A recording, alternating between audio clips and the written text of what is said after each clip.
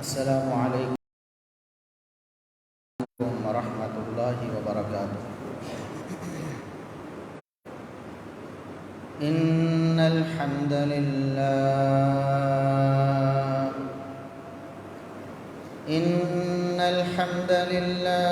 نحمده ونستعینه ونستغفره ونعوذ باللہ من شرور انفسنا ومن سیئات اعمالنا من يهده الله فلا مضل له ومن يضلل فلا هادي له أشهد أن لا إله إلا الله وحده لا شريك له وأشهد أن محمدًا عبده ورسوله اللهم صل على محمد وعلى آل محمد كما صليت على إبراهيم وعلى آل إبراهيم إنك حميد مجيد اللهم بارك على محمد وعلى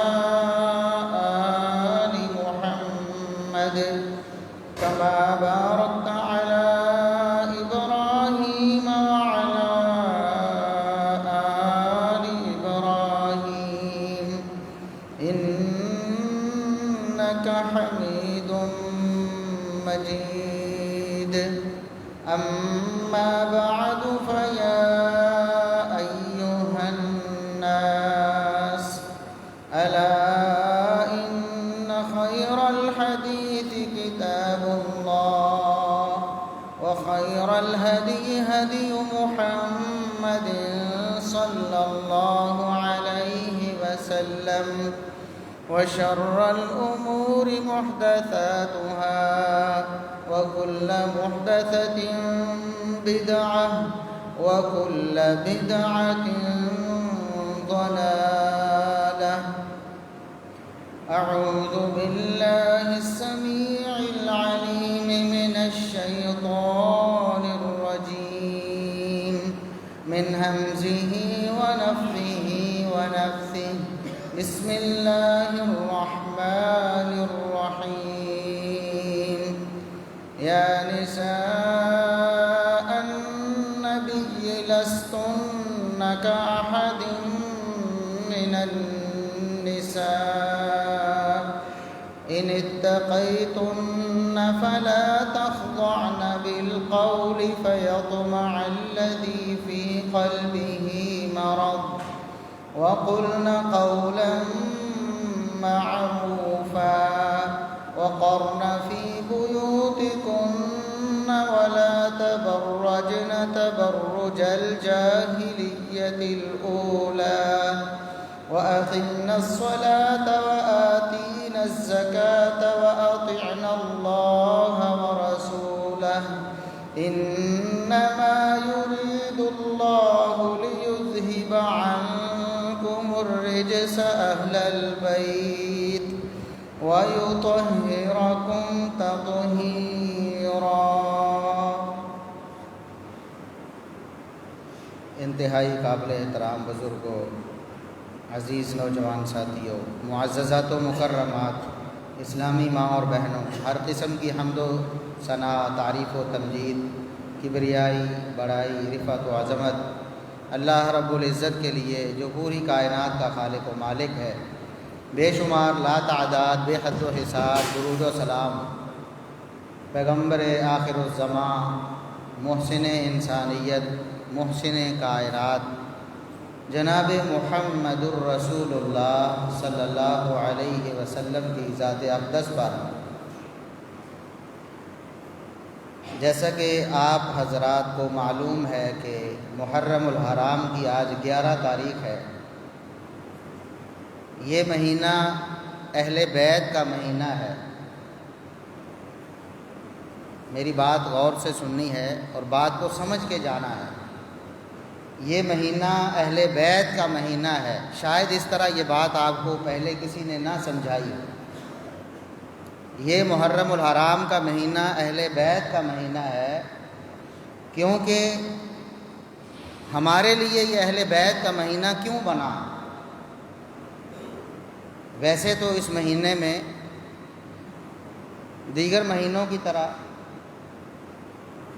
وہی اعمال، وہی عقائد، وہی دستور، وہی منشور، لیکن ہم نے اس کو اہل بیت کا مہینہ کیوں قرار دیا؟ اس لیے کہ اس مہینے میں ہم نے اہل بیت کی عزت کی حفاظت کرنی، ہم نے اہل بیت کی ناموس کی حفاظت کرنی ہے، ہم نے اہل بیت کا دفاع کرنا ہے۔ اہل بیت کے ماننے والوں، اس مہینے میں اہل بیت کو گالیاں دی جاتی ہیں، اس مہینے میں اہل بیت کی توہین کی جاتی ہے، اس مہینے میں اہل بیت کو کافر اور منافق کہا جاتا ہے۔ اس مہینے میں اہل بیت کے والدین کو گالیاں دی جاتی ہیں، اس مہینے میں اہل بیت کے بہن بھائیوں کو گالیاں دی جاتی ہیں۔ اس لیے ہمارا فرض ہے کہ ہم اہل بیت کی عزت کی حفاظت کریں۔ لوگ یہ سمجھتے ہیں کہ شاید اہل بیت کا ٹھیکیدار کوئی اور ہے۔ ہم اللہ کے فضل و کرم سے اہل بیت کو ماننے والے ہیں۔ ہم قرآن پاک سے شروع کریں گے، قرآن سے شروع کریں گے، حدیث تک جائیں گے، اللہ کے فرمان کو دیکھیں گے، نبی کے فرمان کو دیکھیں گے کہ اہل بیت کون ہیں، ان کی عزت، ان کی ناموس کیا ہے، اور کیوں فرض ہے ہمارے لیے کہ ہم اہل بیت کی عزت و ناموس کا تحفظ کریں۔ سورہ احزاب سورہ نمبر 33 ہے، 33 نمبر سورت ہے، اور آیت 32 اور 33 آپ کے سامنے میں نے خطبے میں تلاوت کی ہے کہ اللہ رب العزت نے فرمایا یا نساء النبی۔ یہ قرآن ہے جس کو ماننے کے سارے ہی دعوے دار ہیں۔ دعوے دار کہہ رہا ہوں، اس بات کی گارنٹی نہیں کہ جو بھی دعوے دار ہو وہ حقیقت میں مانتا بھی ہو۔ دعوے دار سارے ہی ہیں۔ جو بھی کلمہ پڑھنے والا ہے، اسلام کا اظہار کرنے والا ہے، وہ اس بات کا دعویٰ کرتا ہے کہ میں قرآن کو مانتا ہوں، بلکہ قرآن کو معیار اور کسوٹی بنایا جاتا ہے۔ ہم کہتے ہیں بالکل قرآن معیار اور کسوٹی ہے تمام عقائد و اعمال کی۔ آئیے اپنے عقائد و اعمال کو قرآن پر پرکھیے۔ سورہ احزاب کی آیت نمبر 32 اور 33 ہے، فرمایا یا نساء النبی لستن کاحد من النساء۔ اے نبی کی بیویوں، نبی کی بیویاں زیادہ تھیں، اے نبی کی بیویوں لستن کاحد من النساء، دنیا میں، کائنات میں ایسی کوئی عورت نہیں جو تمہاری شان اور مقام کی ہو۔ تو تمہارا مقام، تمہارا مرتبہ دنیا کی ہر عورت سے بالا ہے۔ نبی کی بیویوں کا مقام دنیا کی ساری عورتوں سے اعلیٰ اور بالا ہے۔ یہ قرآن کا فیصلہ ہے۔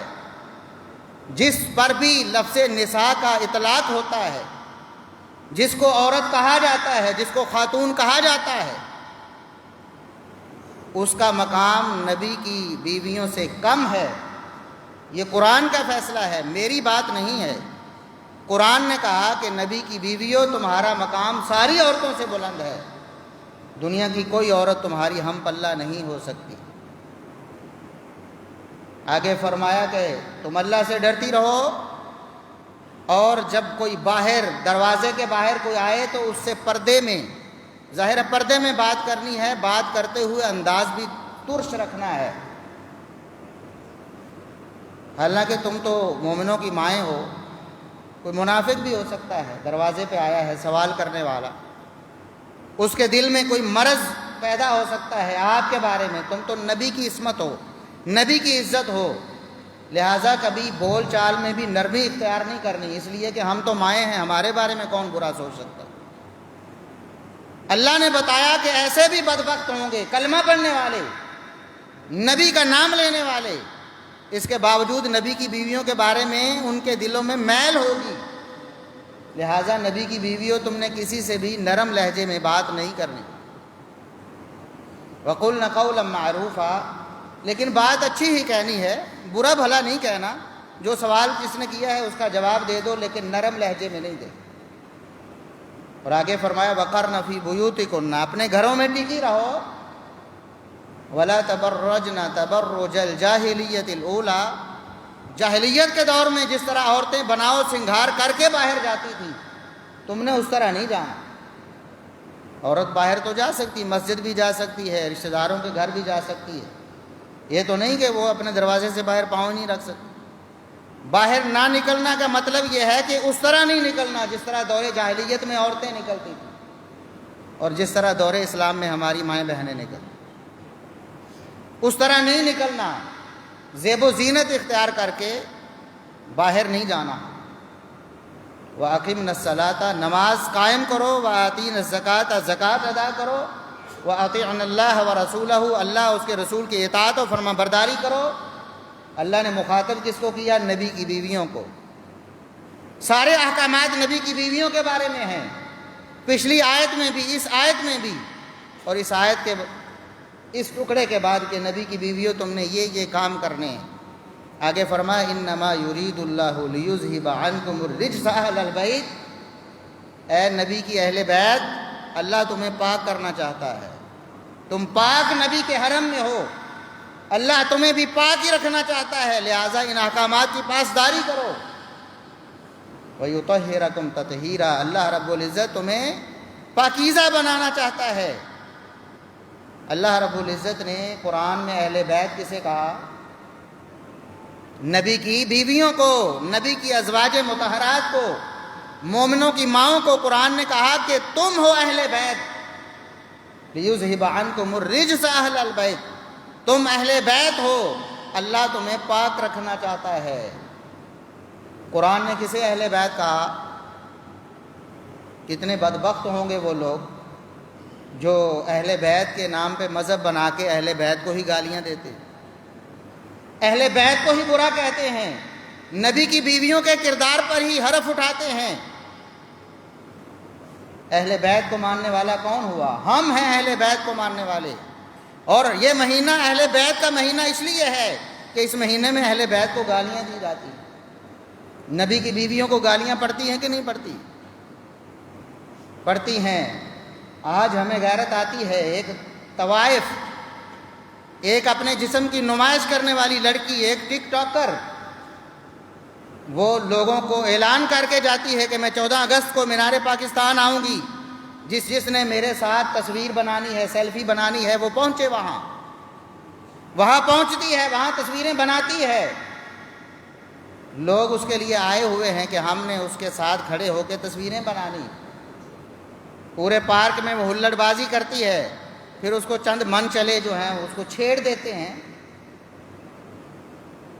ہم کہتے یہ بھی غلط ہے, اس کو نہیں چھیڑنا چاہیے تھا, لیکن اس کے خلاف پوری مشینری حرکت میں آتی ہے. 9-10 محرم کی سرکاری چھٹی کے باوجود نادرہ کو حکم دیا جاتا ہے کہ شروع کرو کام کو, وہاں سے فوٹیج لو, وہاں سے ویڈیو لو, اور ویڈیو میں لوگوں کے چہروں سے شناخت کرو کہ وہ جو 400 بندہ تھا جن میں سے کچھ لوگوں نے چھیڑا ہے, 400 کے 400 کو ہم کیفر کردار تک پہنچائیں گے, سخت ترین کارروائی ہوگی. کس لیے؟ جسم کے نمائش کرنے والی ایک عورت کے لیے. ہم اس کے خلاف نہیں ہیں, کارروائی کرو, لیکن سارے مومنوں کی ماں کے خلاف اسی مہینے میں ہرزہ سرائی ہوتی ہے, اسی مہینے میں ان کی عزت پر ہاتھ ڈالا جاتا ہے. کبھی کسی نے کہا کہ یہ جو بولنے والا ہے اماں عائشہ کے خلاف اور جو سننے والے, واہ واہ کرنے والے, نعرے لگانے والے ہیں, سب کے چہرے پہچانو, ویڈیوز موجود ہیں, فوٹیج موجود ہیں, ان کے خلاف سخت ترین کارروائی ہوگی. اماں عائشہ کا اتنا بھی حیا نہیں ہے, جتنا ایک بے حیا عورت کا ہے تمہیں۔ اس مہینے میں اہل بیت کو گالیاں دی جاتی ہیں، ازواج مطہرات کو گالیاں دی جاتی اور ان کے والدین کو برا بھلا کہا جاتا ہے، ان کے والدین کو نعوذ باللہ کافر اور منافق کہا جاتا ہے۔ نبی کی بیوی ہے نا سیدہ عائشہ صدیقہ رضی اللہ عنہا، ابو بکر صدیق کون ہیں؟ اہل بیت کے والد ہیں، اہل بیت کے والد ہیں ابو بکر، ان کو گالیاں دی جاتی ہیں۔ اس مہینے میں ہم اہل بیت کا تحفظ کرنا اپنا فرض سمجھتے ہیں، اور نبی کی بیوی ہے، نبی کی اہل بیت ہے سیدہ حفصہ رضی اللہ عنہا، ان کے والد گرامی ہیں عمر بن خطاب رضی اللہ عنہ، ان کو گالیاں دی جاتی ہیں۔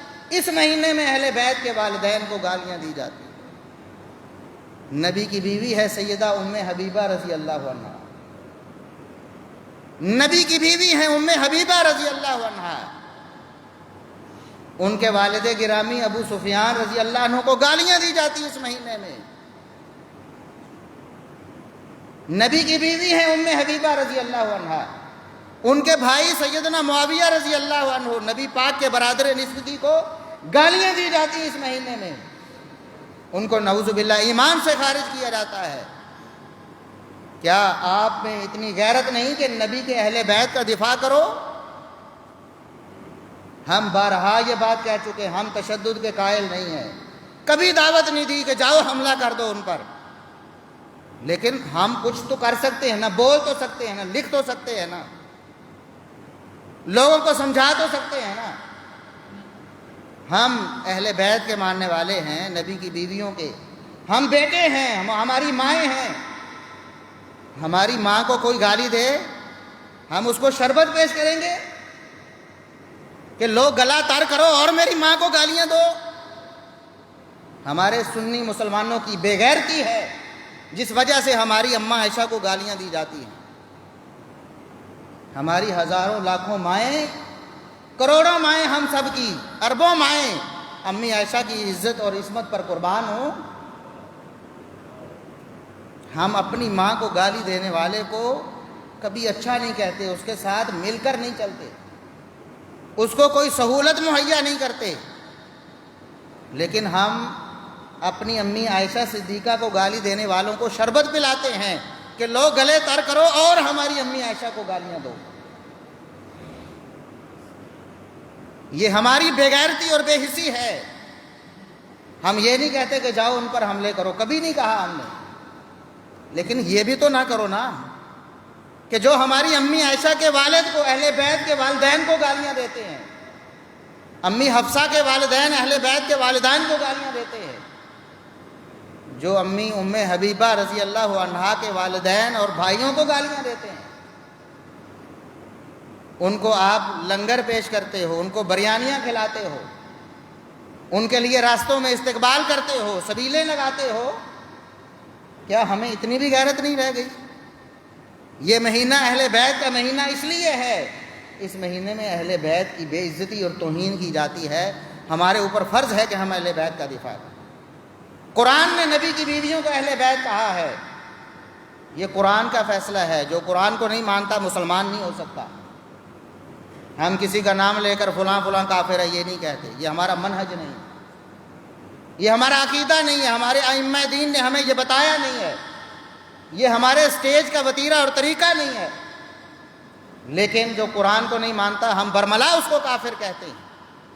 ہم کہتے ہیں جو قرآن کا منکر ہے کافر ہے، دائرہ اسلام سے خارج ہے۔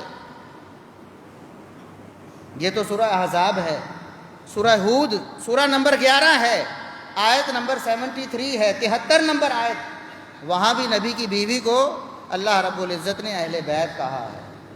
ابراہیم علیہ السلام کی زوجہ محترمہ، فرشتے خوشخبری لے کر آئے کہ بیٹے کی خوشخبری ہے، وَامْرَأَتُهُ قَائِمَةٌ فَضَحِكَتْ فَبَشَّرْنَاهَا بِإِسْحَاقَ، کھڑی مسکرائیں، ہم نے فرشتوں کے ذریعے اسحاق کی خوشخبری دی کہ اللہ تمہیں اسحاق کی صورت میں اولاد دینے والا ہے۔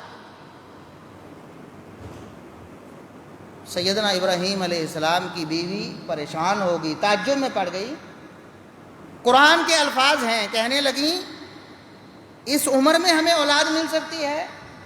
میری عمر گزر چکی ہے اولاد والی، میرے خامد بھی بوڑھے ہو چکے ہیں۔ ان ھذا لشیء عجیب، یہ تو بڑی عجیب بات ہوگی، ایسا تو ہوا ہی نہیں کبھی، کیسے ممکن ہے اس عمر میں ہمیں اولاد ملے؟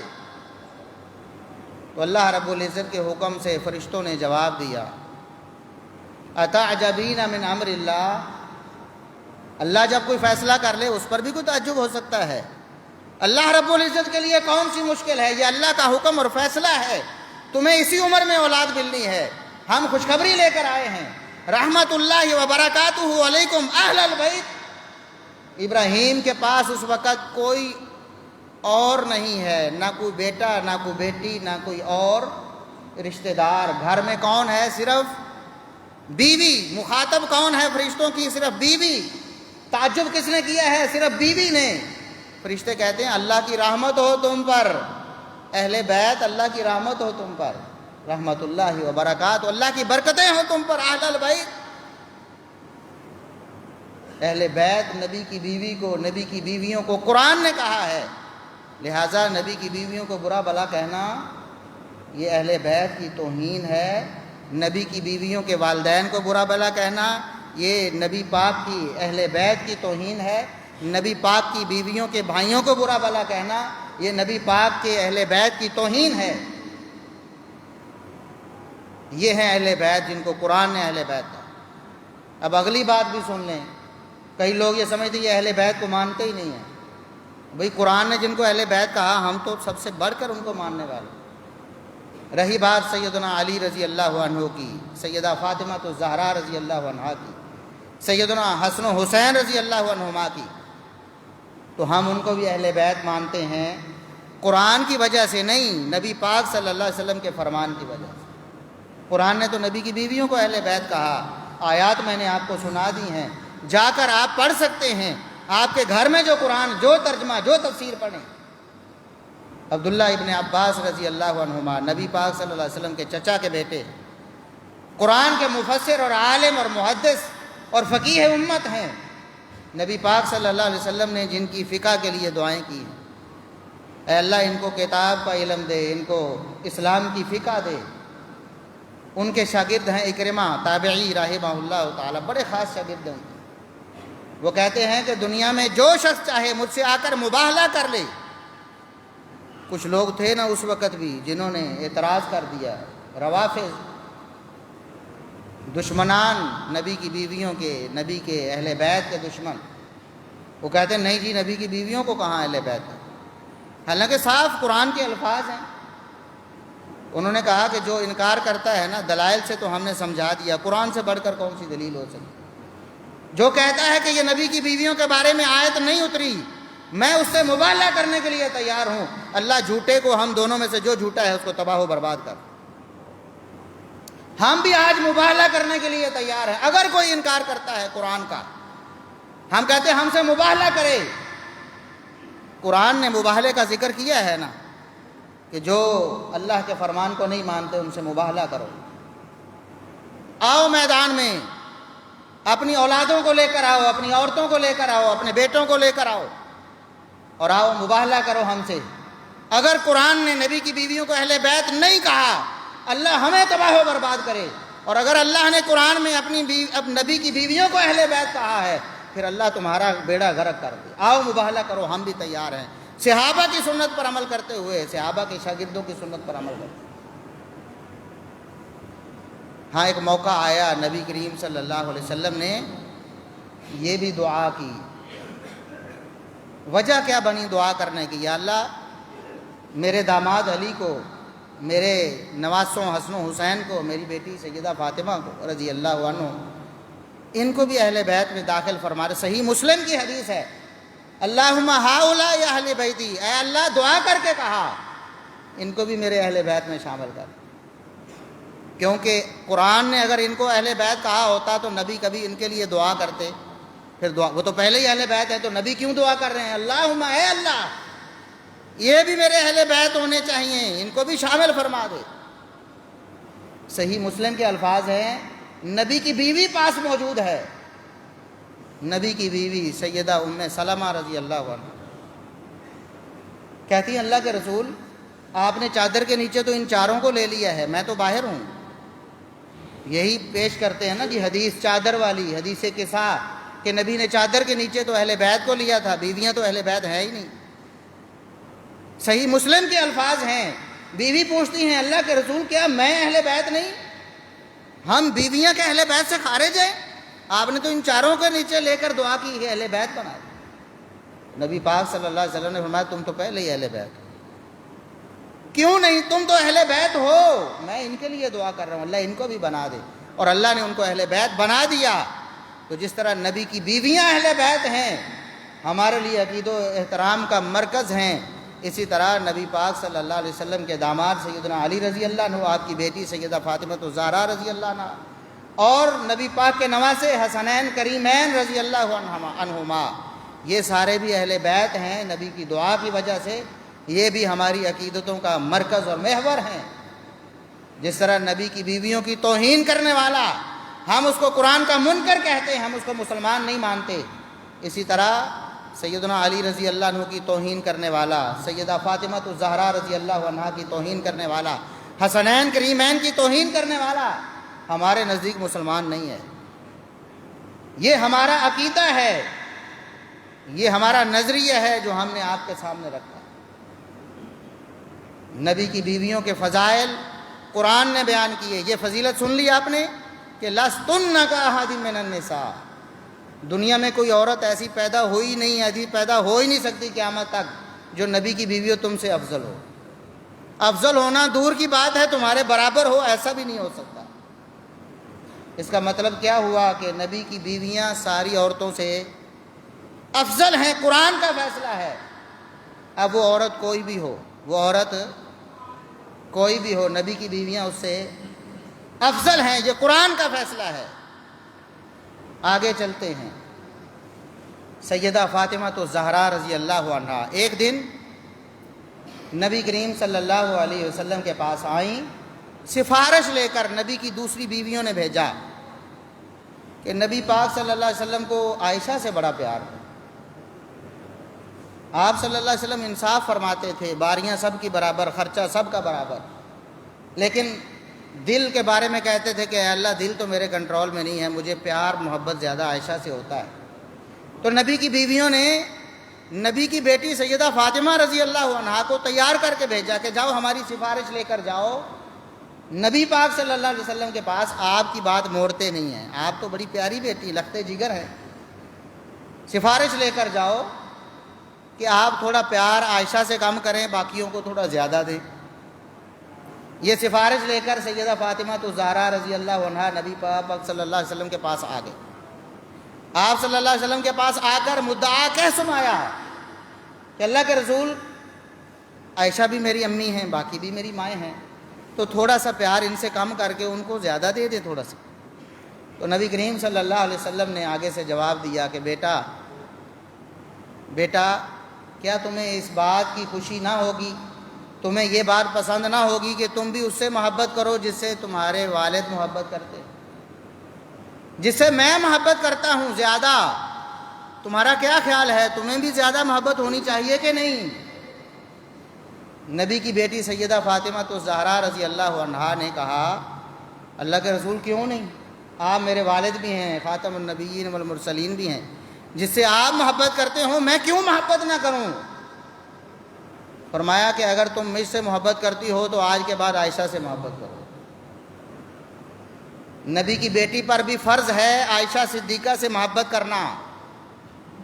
اور آپ کا کیا خیال ہے کہ نبی کے فرمان کے بعد سیدہ فاطمہ الزہرا رضی اللہ عنہا نبی پاک صلی اللہ علیہ وسلم کے فرمان پر عمل نہیں کرتی ہوں گی؟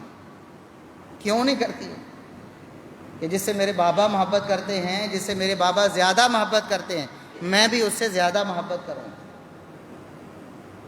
نبی کریم صلی اللہ علیہ وسلم کی بیویاں اہل بیت ہیں، ان کے والدین اہل بیت کے والدین ہیں، ان کے بہن بھائی اہل بیت کے بہن بھائی ہیں، اور نبی کریم صلی اللہ علیہ وسلم کی بیٹی سیدہ فاطمہ الزہرا رضی اللہ عنہا بھی اہل بیت ہیں، سیدنا علی رضی اللہ عنہ بھی اہل بیت ہیں. ہم ان کے فضائل الگ الگ بھی بیان کر چکے. سیدنا علی رضی اللہ عنہ کے بارے میں ہمارا عقیدہ ہے کہ وہ اسلام کے چوتھے خلیفہ راشد ہیں، اور ہم علی رضی اللہ عنہ کے بارے میں غلو کرنا اور ان کو سب سے افضل قرار دینا، یہ علی رضی اللہ عنہ کی توہین سمجھتے ہیں۔ اس کی وجہ کیا ہے؟ اب بتاؤ کہ آپ باپ کی عزت اور احترام کرتے ہو، آپ کا دعویٰ ہے کہ میں اپنے باپ سے بہت عزت کرتا ہوں، اور آپ کا باپ آپ کو کہتا ہے کہ میری یہ بات مانو، آپ کہتے ہیں نہیں یہ بات تو نہیں مان سکتے، لیکن محبت بڑی ہے آپ سے، پیار بڑا ہے آپ سے، ہماری جان آپ پر قربان، لیکن یہ بات نہیں مانیں گے۔ بتاؤ یہ محبت ہے؟ بتاؤ محبت ہے؟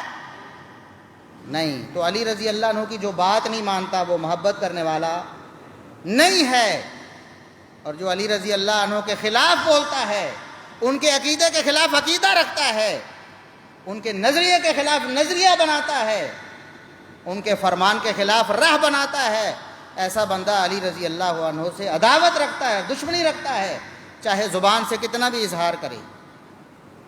یہ جو منافقین تھے، عبداللہ بن ابی اینڈ کمپنی، کیا اللہ اور اس کے رسول کا نام نہیں لیتے تھے؟ لیتے تھے، ایمان کے دعوے کرتے پھرتے تھے، نمازوں میں حاضر ہوتے تھے، صفوں میں کھڑے ہوتے تھے، بلکہ آپ صلی اللہ علیہ وسلم نے فرمایا اثقل الصلاۃ علی المنافقین، منافقوں پر 2 نمازیں بڑی بھاری ہیں،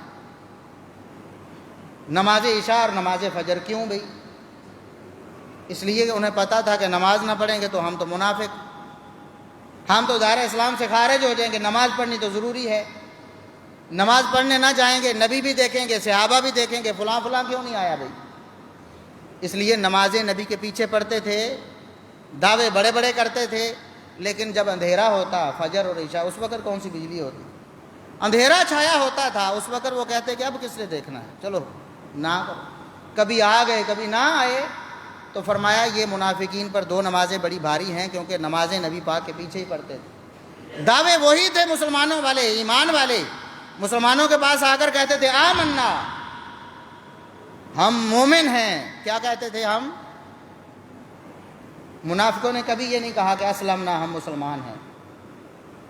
بات سمجھنے والی ہے، منافقوں نے کبھی نہیں کہا اسلمنا، ہم مسلمان ہیں۔ منافق کیا کہتے تھے؟ آمنا، ہم مومن ہیں۔ منافق کیا کہتے تھے؟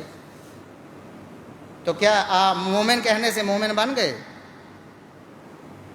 اس لیے مومن تو کردار کا نام ہے، ایمان تو کردار ہے، عمل ہے کتاب و سنت کے مطابق، ورنہ مومن کا دعویٰ کرنا بھی کافی ہوتا نہیں۔ علی رضی اللہ عنہ کی شان یہ ہے، احترام یہ ہے، ان سے عقیدت یہ ہے کہ ان کا ہر فرمان مانا جائے، اور ہمارا دعویٰ ہے کہ علی رضی اللہ عنہ کا ایک فرمان لے کر آؤ، پوری ان کی سیرت میں، پورے کردار میں، ذخیرہ حدیث آپ کے سامنے، ایک کردار، ایک ان کا فرمان ثابت کرو جس کو ہم اہل سنت نہیں مانتے ہیں، ایک فرمان ثابت کرو۔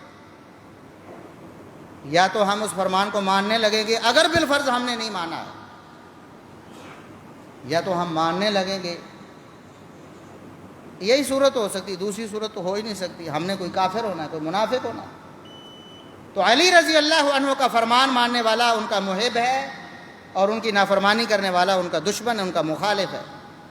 علی رضی اللہ عنہ کا فیصلہ کیا ہے؟ میں کئی بار سنا چکا ہوں، ابو بکر صدیق رضی اللہ عنہ کے بارے میں، عمر فاروق رضی اللہ عنہ کے بارے میں، عثمان ذو النورین کے بارے میں، رضی اللہ عنہ، سب کے بارے میں وہ اپنا عقیدہ بتا کر گئے ہیں، بلکہ صحابہ کا بھی یہ عقیدہ تھا۔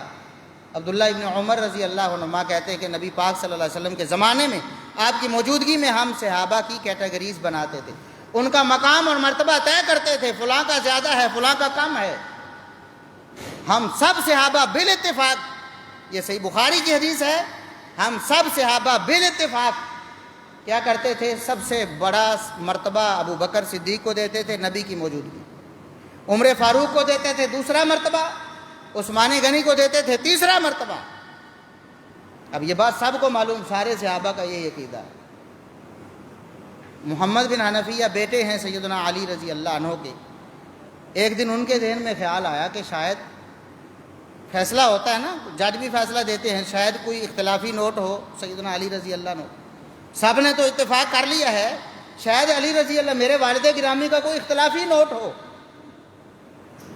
پوچھا، یہ نہیں پوچھا ابو بکر کا کیا مقام ہے، عمر کا کیا مقام ہے، عثمان کا کیا مقام، پوچھا کیا ہے؟ ای الناس خیر بعد رسول اللہ صلی اللہ علیہ وسلم۔ یہ علی کا عقیدہ ہے، یہ ان کا منہج ہے، یہ ان کا نظریہ ہے فرمایا کہ میرے والد گرامی آپ بتائیے کہ نبی کے بعد اس کائنات میں اس امت میں سب سے بہترین انسان کون سا ہے؟ سب سے افضل کون ہے؟ سب سے اعلیٰ کون ہے؟ فضائل کس کے زیادہ ہیں؟ مقام مرتبہ کس کا زیادہ ہے؟ دین کس کے پاس زیادہ ہے؟ علم کس کے پاس زیادہ ہے؟ سب سے بہتر کون ہے؟ سب سے بہتر ہر اعتبار سے کون ہے؟ تو علی رضی اللہ عنہ بغیر ہچکچائے بغیر سوچے کہا ابو بکر ہیں۔ اس میں کیا اختلاف ہے؟ ابو بکر ہیں۔ سب سے پہلا نمبر کس کا ہے؟ اور علی کے ماننے والوں بتاؤ پہلا نمبر کس کا ہے؟ ابو بکر کا۔ علی کہتے ہیں ابو بکر کا پہلا نمبر۔ میں نے پھر پوچھا سما کل تو سما من، پھر کون ہے؟ یہ نہیں کہا کہ عمر کا کیا مرتبہ ہے آپ کے نزدیک، عرض کیا دوسرا نمبر کس کا ہے؟ اب پہلا تو ابو بکر کا ہو گیا، دوسرا کس کا ہے؟ فرمایا سما عمر، پھر عمر کا مرتبہ ہے، اور کس کا ہے؟ کہنے لگے کہ اب میرے ذہن میں آ گیا کہ اب میں پوچھا نا کہ پھر کون، تو عثمان کا نام لینا ہے۔ بیٹا کیا کہتے ہیں؟ علی کا بیٹا ہے محمد بن حنفیہ، اہل بیت ہے نا علی رضی اللہ عنہ، اہل بیت کا فرزند ہے نا محمد بن حنفیہ۔ صحیح بخاری کی حدیث ہے۔ پوچھتے ہیں کہ پھر میں نے کہا کہ مجھے خیال آ گیا کہ اگر اب میں نے پوچھا نا کہ پھر کون ہے، تو فوراً علی نے کس کا نام لینا ہے؟ عثمان کا۔ تو میں نے سوال بدل کر کیا کہ شاید سوال بدلنے سے جواب بدل جائے۔ میں نے کہا پھر تو آپ ہی ہیں نا، پہلے دو تو ہو گئے ابو بکر عمر، تیسرے تو آپ ہی ہوں گے نا پھر۔ تو علی بن ابی طالب رضی اللہ عنہ نے ارشاد فرمایا ما انا الا رجل من المسلمین، تیسرا نمبر بھی بیٹا میرا نہیں ہے۔ چوتھا نمبر ہم مانتے ہیں، علی خود کہتے ہیں کہ میرا نہ پہلا ہے نہ دوسرا ہے نہ تیسرا۔ ابو بکر کی بھی بیعت کی، عمر کی بھی بیعت کی، عثمان کی بھی بیعت کی۔ عمر کے بارے میں کہا کہ عمر آج تم شہید ہوئے ہو، تمہیں تو دیکھ کر میں اپنی جنت سیدھی کرتا تھا، آپ سے بڑھ کر اس کائنات میں کوئی نہیں تھا آپ کی موجودگی میں کہ جسے دیکھ کر میں اپنے اللہ کو راضی کرتا تھا۔ آج آپ دنیا سے چلے گئے، اللہ کی قسم مجھے پتا تھا جس طرح نبی زندگی میں تمہیں اپنے ساتھ رکھتے تھے، جب بھی نبی بات کرتے کہتے کہ میں نے اور ابو بکر اور عمر نے ایسا کیا، میں گیا میرے ساتھ ابو بکر عمر تھے، میں آیا میرے ساتھ ابو بکر عمر تھے، میں نکلا میرے ساتھ ابو بکر عمر تھے، میں داخل ہوا میرے ساتھ ابو بکر عمر تھے۔ میں سن کر نبی کی باتیں، میں نے نبی کی زندگی میں یقین کر لیا تھا کہ اللہ نے دنیا میں جدا نہیں ہونے دیا، قبر میں بھی اللہ تمہیں نبی سے جدا ہونے نہیں دے گا، تمہیں نبی کے ساتھ اور ابو بکر کے ساتھ جگہ ملے گی۔ یہ کون ہیں؟ علی بن ابی طالب ہیں۔ اور جب عثمان رضی اللہ عنہ کی بیعت ہوئی، عبد الرحمن بن عوف نے کہا، فیصلہ عبد الرحمن بن عوف کے پاس آ گیا، 3 بندے تھے، عبد الرحمن بن عوف، عثمان غنی، علی مرتضیٰ رضی اللہ۔ عبد الرحمن بن عوف رضی اللہ عنہ نے کہا میں فیصلہ کرتا ہوں، کیا میرا فیصلہ تمہیں منظور ہے؟ عثمان نے بھی کہا ہمیں منظور ہے، علی نے بھی کہا ہمیں منظور ہے۔ فرمایا پھر سن لو، میں تم میں سے اس شخص کو منتخب کروں گا جو تم میں سے زیادہ افضل اور زیادہ فضیلت والا۔ کس کے الفاظ ہیں؟ عبد الرحمن بن عوف کے۔ سننے والے کون ہیں؟ لبیک کرنے والے کون ہیں؟ علی بن ابی طالب۔ انہوں نے کہا کہ میں عثمان کو خلیفہ بناتا ہوں۔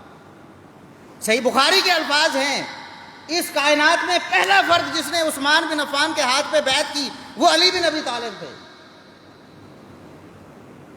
چوتھا نمبر ہے علی رضی اللہ عنہ کا۔ یہی قرآن و سنت کا فیصلہ، یہی نبی کا فیصلہ، یہی صحابہ کا فیصلہ، یہی علی کا فیصلہ، یہی فاطمہ کا فیصلہ، یہی حسنین کریمین کا فیصلہ۔ اور اس فیصلے کو نہ ماننے والا وہ دشمن ہے اہل بیت کا۔ اس لیے اپنے عقیدوں کو درست کیجئے۔ علی رضی اللہ عنہ کی شان بہت زیادہ ہے، لیکن ابو بکر و عمر و عثمان کے بعد سیدہ فاطمہ رضی اللہ عنہا کی شان بہت زیادہ ہے، لیکن نبی کی بیویوں کے بعد، کیونکہ قرآن نے کہا کوئی بھی عورت نبی کی بیویوں کے برابر ہو سکتی نہیں۔ حسنین کریمین کا بڑا مرتبہ، بڑا مقام ہے۔ سیدنا حسین رضی اللہ عنہ کی شہادت بڑی المناک ہے۔ ہمارا عقیدہ ہے، ہم کہتے ہیں اللہ کی لعنت ہو، فرشتوں کی لعنت ہو، سارے انسانوں کی لعنت ہو اس شخص پر، ان لوگوں پر جنہوں نے سیدنا حسین رضی اللہ عنہ کو شہید کیا یا حکم دیا یا شہادت پر راضی ہوئے۔ آج بھی اگر کوئی بدبخت کہتا ہے کہ میں حسین کی شہادت پہ خوش ہوں، ہم لعنت بھیجتے ہیں اس کی سوچ پر، اور ہم اس کو منافق کہتے ہیں، ہم اس کو مسلمان نہیں مانتے۔ یہ ہمارا عقیدہ ہے، یہ ہمارا نظریہ ہے۔ لیکن حسین رضی اللہ عنہ کی شہادت کی آڑ میں اہل بیت کو گالیاں دینا یہ ہم برداشت نہیں کریں گے۔ یہ ہمارا فریضہ ہے کہ ہم اہل بیت کی ناموس کا تحفظ کریں۔ ہم علی رضی اللہ عنہ کی شان کا بھی دفاع کرتے ہیں۔ کوئی بدبخت بولتا ہے ہم جواب دیتے ہیں، اور علمی جواب دیتے ہیں۔ یہ تو نعرے مارنے والے ہیں، صرف نام لے کر مخالفت کرنے والے ہیں۔ جواب ہم دیتے ہیں، اللہ کے فضل و کرم سے، قرآن سے جواب دیتے ہیں، نبی کے فرمان سے جواب دیتے ہیں، صحابہ کے اجماع سے جواب دیتے ہیں کہ علی کا مقام ہے، علی کی شان ہے، ان کی شان میں تنقیص کرنا جائز نہیں۔ ہم ہیں جو سیدہ فاطمہ الزہرا رضی اللہ عنہا کا تحفظ کرتے ہیں۔ لوگ اعتراض کرتے ہیں کہ نبی کی بیٹی کو نہیں پتا تھا کہ وراثت نہیں ہے، کیوں چلی گئی؟ ہم کہتے ہیں نہیں پتا تھا، نہیں پتا ہو سکتا، اس میں کون سی بات ہے؟ لیکن نبی کی بیٹی نے جب نبی کا فرمان سنا کہ انبیاء کی وراثت نہیں ہوتی، اللہ کی قسم اس کے بعد سیدہ فاطمہ رضی اللہ عنہا نے ایک لفظ بھی نہیں بولا۔ یہ نبی کی بیٹی کی شان ہے کہ نبی کا فرمان سن کر سرے تسلیم خم کر دیا۔ ہم حسنین کریمین کی شان کا تحفظ کرنے والے۔ جو لوگ کہتے ہیں کہ نعوذ باللہ وہ اقتدار کے بھوکے تھے، نعوذ باللہ حسین رضی اللہ، وہ تو حکومت چھیننے کے لیے گئے تھے، ہم کہتے ہیں ایسی سوچ پر کہ حسین رضی اللہ عنہ حکومت کے بھوکے تھے، ہم لعنت بھیجتے۔ قطعاً ایسا نہیں تھا۔ وہ علی کا بیٹا تھا، وہ حسن کا بھائی تھا، جس نے خود خلافت مسلمانوں کی فلاح و بہبود کے لیے اور ان کے مفاد کے لیے سیدنا معاویہ رضی اللہ عنہ کی جھولی میں ڈالی۔ کیا ان کا چھوٹا بھائی اسی حکومت کو چھیننے کے لیے پھر جناب چلا جائے گا؟ حقیقت میں ان کو دھوکے سے بلایا گیا اور شہید کیا گیا۔ بلایا کنہوں نے؟ اہل کوفہ نے۔ شہید کس نے کیا؟ اہل کوفہ نے۔ وہ جن کو دشمن بنایا جاتا ہے وہ تو اہل شام تھے۔ تاریخ کی ساری کتابیں پڑھو، اہل شام نے یہ کیا، اہل شام نے یہ کیا، اہل کوفہ نے یہ کیا۔ یہ تو دو الگ الگ پارٹیاں تھیں۔ جب حدیث میں آ گیا کہ اہل کوفہ نے یہ کام کیا، یہ حدیثیں اہل سنت کی بھی ہیں، اہل تشیع کی، سب کی اتفاقی حدیثیں ہیں کہ قتل کرنے والے، شہید کرنے والے، خون بہانے والے حسین رضی اللہ عنہ کا وہ کوفی تھے، نہ کہ شامی۔ لیکن پروپیگنڈا غلط کیا، اور پروپیگنڈا کر کے کیا کیا؟ پھر گالیاں اہل بیت کو دیں، اہل بیت کے والدین کو، بہن بھائیوں کو دیں۔ اللہ رب العزت ہمیں سمجھ عطا فرمائے اور اہل بیت کا حقیقی محب بنائے۔ سبحان ربک رب العزت عما یصفون وسلام علی المرسلین والحمد للہ رب العالمین۔